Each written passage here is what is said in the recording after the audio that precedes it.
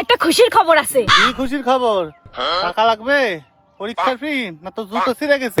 আরে দাদা না, তাহলে কি খুশির খবর হলো যে তোর আর আমার স্কুলের পিছনে টাকা খরচ করা লাগবে না। তার মানে কি সরকার কি সব ফ্রি করে দিচ্ছে না? না দাদা, আমি ফেল করেছি, ওই জন্য স্যারে কইছে তোর আর স্কুলে আসার দরকার নেই। কিরে ভাই, কি শুনলাম? কি শুনেছিস?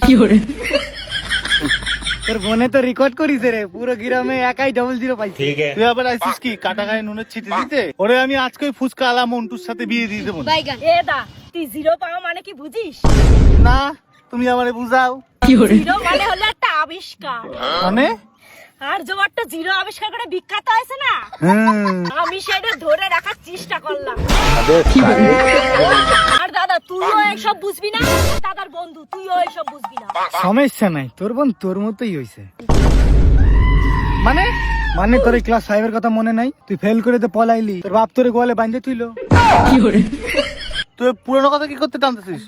ওটা তো ছিল একটা ষড়যন্ত্র। আচ্ছা, যারা আমার শত্রুতা করে ফেল করা দিছে।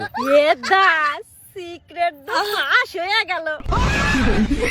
দেখেছিস দা, এরাই কয় রক্তের টান, দাদাও ফেল করলো তাই আমিও ফেল করি। হ্যাঁ তাই তো দেখতেছি, তোরা দুটোই বলো।